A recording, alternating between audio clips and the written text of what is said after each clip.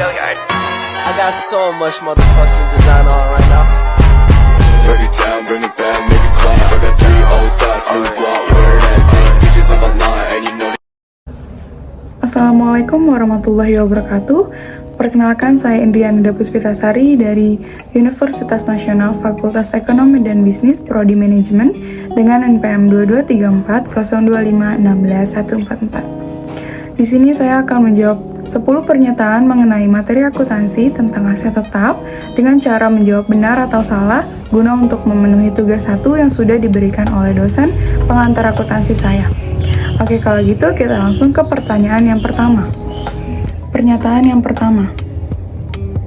Aset tetap ialah aset berwujud yang mempunyai nilai guna ekonomis jangka panjang yang dimiliki perusahaan untuk menjalankan operasi dan tidak untuk dijual kembali. Jawabannya adalah benar. Mengapa benar? Karena jenis aset tidak lancar ini biasanya dibeli untuk digunakan dalam kegiatan operasi normal perusahaan dan tidak dimaksudkan untuk dijual kembali. Ada beberapa contoh aset tetap seperti properti, bangunan, pabrik, alat-alat produksi, mesin, kendaraan bermotor, furnitur, perlengkapan kantor, komputer, dan lain sebagainya. Aset tetap biasanya memperoleh keringanan dalam perlakuan pajak, kecuali tanah atau lahan. Aset tetap merupakan subjek dari depresiasi atau penyusutan. Pernyataan kedua, hak paten dan hak cipta termasuk ke dalam aset tak berwujud. Jawabannya adalah benar, karena aset tak berwujud adalah aset non-moneter yang teridentifikasi tanpa wujud fisik tetapi membawa manfaat ekonomi masa depan ke perusahaan serta dapat diidentifikasi.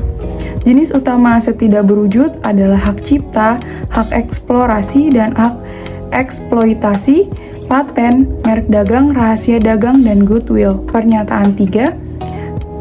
Biaya perolehan aset tetap adalah seluruh biaya yang timbul agar aset tetap itu dapat digunakan.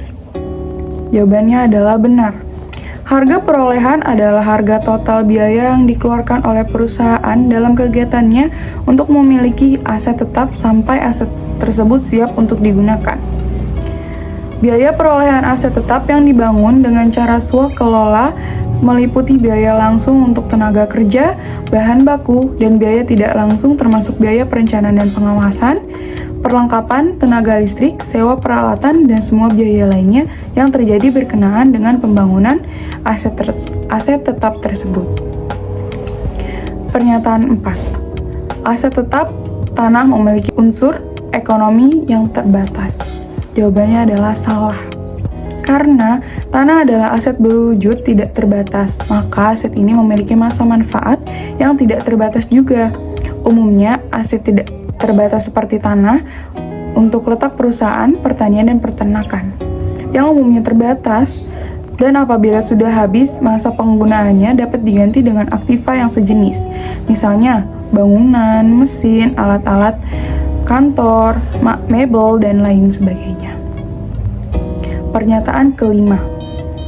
Untuk aset tidak berwujud digunakan istilah penyusutan untuk mengalokasikan harga nilai aset ke akun beban secara periodik. Jawabannya adalah salah. Karena depresiasi atau penyusutan merupakan proses akuntansi dalam mengalokasikan biaya aktiva berwujud untuk menjadi beban dengan cara yang sistematis dan rasional selama periode mendapatkan manfaat dari penggunaan aktiva tersebut. Pernyataan ke-6.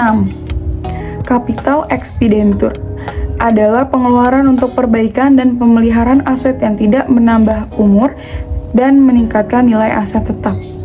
Jawabannya adalah benar. Karena capital expenditure atau CAPEX adalah biaya yang dikeluarkan perusahaan untuk membeli, merawat, dan memperbaiki aset jangka panjang yang berperan dalam keberlangsungan bisnis.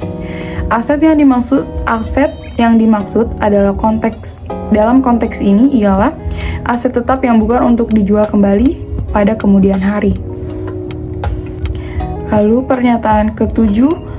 Penyusutan fungsional terjadi akibat kerusakan dan keausan aset tetap. Jawabannya adalah benar. Karena definisi penyusutan fungsional sendiri adalah menurunnya nilai aset karena adanya kesalahan desain, fasilitas aset yang sudah tidak mendukung, dan penurunan manfaat karena aset yang sudah usang atau yang sudah lama. Pernyataan ke-8. Dalam penjualan aset tetap, laba dan rugi diakui. Jawabannya adalah benar. Karena nilai aktiva dihapus dan memperoleh pendapatan dari laba penjualan tersebut. Cara ini berlaku untuk penjualan aktiva yang memiliki nilai penyusutan, tetapi untuk aktiva yang tidak memiliki nilai penyusutan, contohnya tanah, cara perhitungannya bisa menggunakan nilai taksiran. Pernyataan ke-9. Dalam pertukaran aset tetap, tidak sejenis hanya rugi yang diakui. Jawabannya adalah benar. Karena pertukaran aktiva tetap bisa memiliki substansi komersial atau tanpa substansi komersial. Pertukaran aktiva tetap dikatakan memiliki substansi komersial jika arus kas masa depan berubah sebagai akibat dari pertukaran itu. Perusahaan mengakui kerugian atau keuntungan yang timbul dari pertukaran aktiva tetap yang memiliki substansi komersial sebagai komponen laba rugi dalam periode terjadinya. Jika pertukaran aktiva tetap tidak memiliki substansi komersial, perusahaan mengakui kerugian dalam periode terjadinya.